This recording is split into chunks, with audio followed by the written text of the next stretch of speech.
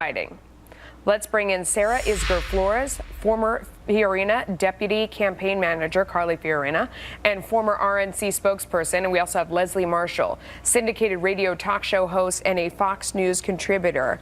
Thanks to both of you for joining us. So, Leslie, it's not worth a seat at the table in influence over major issues like energy or agriculture? It's not worth that, given what's going on in the Senate?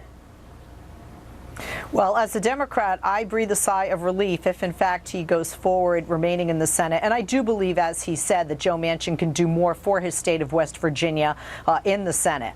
This clearly would have been very difficult for Democrats if he were to give up his seat. In the midterms, Democrats have 25 seats up for grabs as opposed to 8 seats that Republicans have. And about 10 of those are in districts that voted heavily Trump and are looking more red-leaning at this moment. Yeah. Sarah, I mean, you know, conspiracy theorists think that courting both of these candidates isn't about trying to be partisan and trying to bring Democrats to the table and, you know, the whole kumbaya moment out there, that it's really about the Senate. What do you think? Well, Democrats have their hands full with all sorts of conspiracies and recounts these days, so they maybe should concentrate on what's coming next. But look, Joe Manchin's likelihood of keeping his seat in West Virginia anyway, politically speaking, is a long shot. Trump won West Virginia, I mean, by lots of double digits. So he's in trouble. I'd be surprised if he wasn't willing to take a position in the cabinet. As I understand it, that statement came out after Rick Perry had already been named Energy Secretary designate.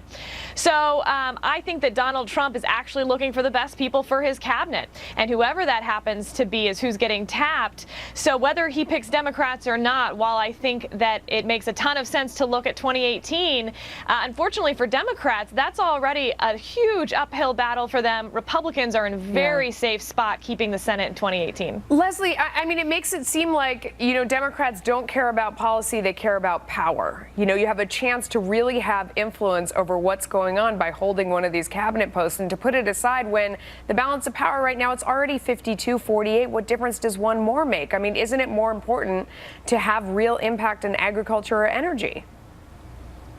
Well, you have to remember that Joe Manchin is arguably one of the most conservative Democrats, and has definitely stepped aside from his party and broken ranks with them a number of times over the years. So then you don't need him in the Senate. You're making my argument. You don't need him.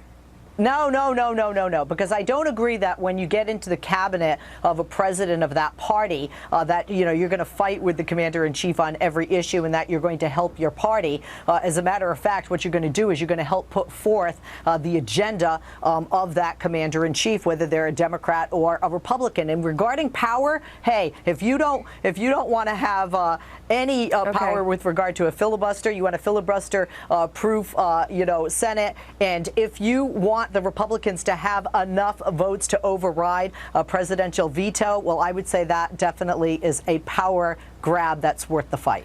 All right, we're going to leave it there. Thanks to you, both of you. We appreciate it. So